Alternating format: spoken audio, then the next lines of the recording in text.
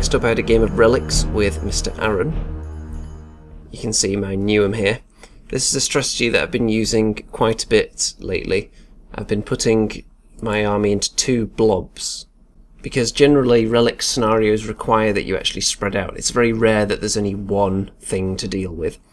Even in a scenario where there is one objective, it's typically the Mailman, and he moves around, so you have to cover quite a bit of ground. So on one side of the table, I generally put my Dominie, and if I give him the heal spell, then I'll probably put the Penitentium in front of him, because that can bring them back from the dead, which is nice. And on the other side, I generally put my Puri with some kind of automaton unit, because she's so good at repairing them. And then Tormentors, the way they are currently in the rules, at only 34 points each, it's almost criminal not taking at least one, possibly two, in a list. Now that I've got two painted, I generally take two in almost every single list, just because they are so beastly. They're not as effective against Britanans, which is the army I was facing here, just because Britanans have quite large units with a lot of wounds in them, so it's not that easy to kill them, especially with shooting, because they want you to stay away for the most part so they can shoot you. The Tormentors generally are really good against Vatir and other Nuem, really. Not that they're bad against the other factions, they just excel against certain ones. You can see that my Mailman was represented by some kind of Tyrannid. We just raided Dan's model cabinet for those. And on the other side you can see he's got a Space Marine on the left of his lines, which is his Mailman. He's got fairly spread out, but I looked at the right and thought there's only two smallish units there, so if I could hold them up, get something into them that they're going to take their time to kill, I could sneak the Mailman past them. So that was my game plan there, thinking that I wouldn't want to send the Mailman anywhere near that huge trooper block on the left, because there's no way I'd be able to eat through them, and they'd quite easily hold him up. You can see though what I did. It's a strategy that I'm toying with the Mailman scenario. It's just constantly exhausting him and running him in different directions, trying to confuse the opponent. Because with the small size of the table, if you kind of dilly-dally around for 2 to 3 turns, you're probably still alright to make it off the edge. If you get stuck in combat, you're basically doomed.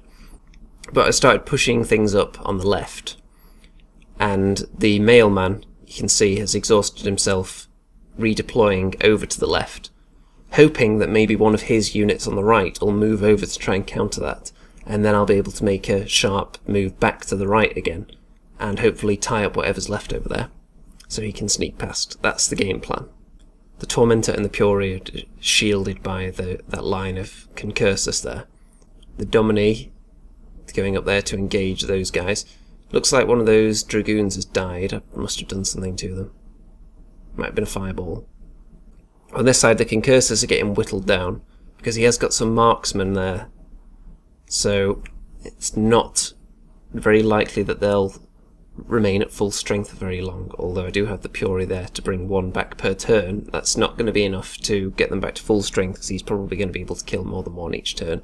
They're really just there to buy me time, because this side isn't where my main strategy is. His Mailman is on this side though. On the right hand side, I've got in pretty much the position I wanted to be in now at this point. Now I've got the Dominie into combat with the Grenadiers, and also I threw my Medicae up there just to slow them down even more, to prevent them getting away, because I don't want them disengaging close to the Mailman. That would be a disaster. Over on the left, his Mailman is making a push to escape, which is risky, because I've got quite a lot of units there. I don't know why Godzilla's in the middle of the woods. I just spotted him. And you get another look here at my Mailman strategy. You can see there is a little lane there that he's not going to be able to close off, because he's stuck in combat with the Dominie, and I wouldn't fancy his chances killing it. I think I must have killed all the Dragoons with various spells, and possibly the Tormentor as well, which is sat there. I think that's probably why I took this picture, actually. He probably finished off the Dragoons. And over here, yep, that was his Mailman. He was desperately trying to get off the table, going as fast as he could, but my tormentor shot him, so he died. You do get a bonus point if you can kill the Mailman in melee, but I didn't really have the units alive at this point to do that because he'd shot my Penitentium, and I wasn't going to risk trying to get the tormentor into melee with him, because if he were to activate first in the next turn he could have just fled off the table, I think. But on this side you can see I'm pretty much in the situation I want to be in.